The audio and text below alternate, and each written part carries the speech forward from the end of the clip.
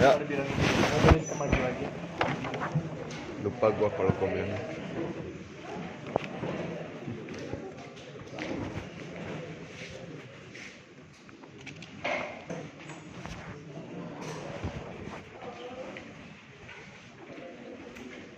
Sana, Siapin.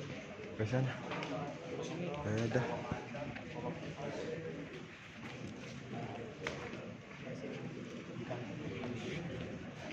Anjir lah jadi ragu-ragu analisa bener kagak. Nah, ininya ngalangin cuy.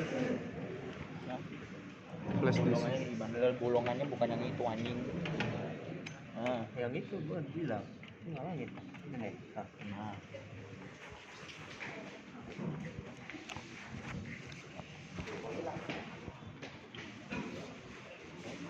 Gak pemukanya. Silakan. Satu. Apa gue sendiri aja? Satu. Assalamualaikum warahmatullahi wabarakatuh. Kami di sini akan menganalisa paragraf pada artikel fenomena perundungan di sosial media. Pertama-tama mari kita perkenalkan terlebih dahulu. Nama saya Harlan Angga Abdullah. Saya Zaki Aula Yusra. Saya Tasya Marisana. Saya Arifan Hidro. Saya Raya Nurani. Dan saya Muhammad Putra. Silakan. Jadi pada paragraf pertama ini akan saya jelaskan. Paragraf ini termasuk paragraf deduktif. Kenapa? Karena jika kita bisa lihat di kalimat pertama itu, perilaku perundungan cyber di Indonesia sebenarnya adalah masalah baru seiring dengan perkembangan teknologi informasi. Kalimat tersebut itu bisa berdiri sendiri atau bisa mempunyai banyak makna. Dan kenapa tidak kalimat kedua? Karena ada kata ini, yaitu kata ini tuh merujuk pada perilaku perundungan cyber.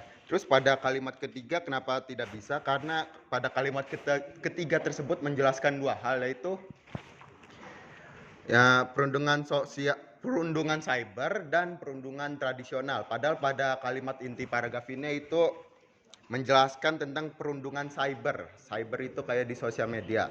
Terus selanjutnya paragraf ini termasuk paragraf argumentasi. Kenapa? Karena menceritakan masalah yang sedang terjadi yaitu cyberbullying dengan memperkuat ide masalah tersebut di kalimat 2 dan 3. Dan metode pengembangan yang dipakai yaitu adalah metode klimaks. Karena pada awal kalimat kita diperkenalkan pada perundungan cyber. Terus pada kalimat selanjutnya hal tersebut dijelaskan lebih detail kenapa masalah tersebut sangat penting.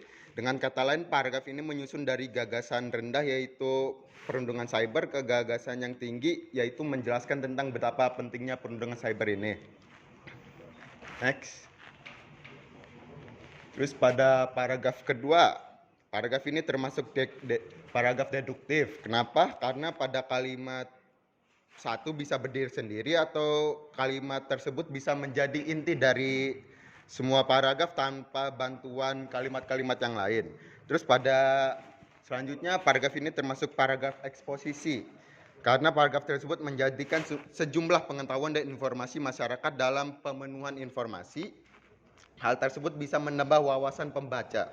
Terus metode pengembangan yang dipakai adalah metode umum khusus. Karena paragraf tersebut menjelaskan dari hal yang umum yaitu dampak perkembangan teknologi ke bagian yang khusus yaitu seperti alat komunikasi, aplikasi komunikasi dan internet.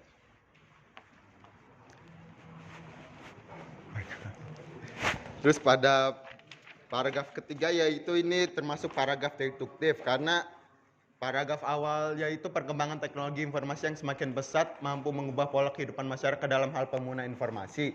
Kalimat tersebut bisa menjadi inti dari semua paragraf dan pada kalimat setelahnya itu termasuk bisa menjelaskan kalimat inti yaitu yang ada di awal. Terus paragraf ini termasuk paragraf eksposisi karena paragraf tersebut memberitahu pembacanya tentang apa saja dampak yang akan diterima seseorang jika mengalami perundungan di sosial media.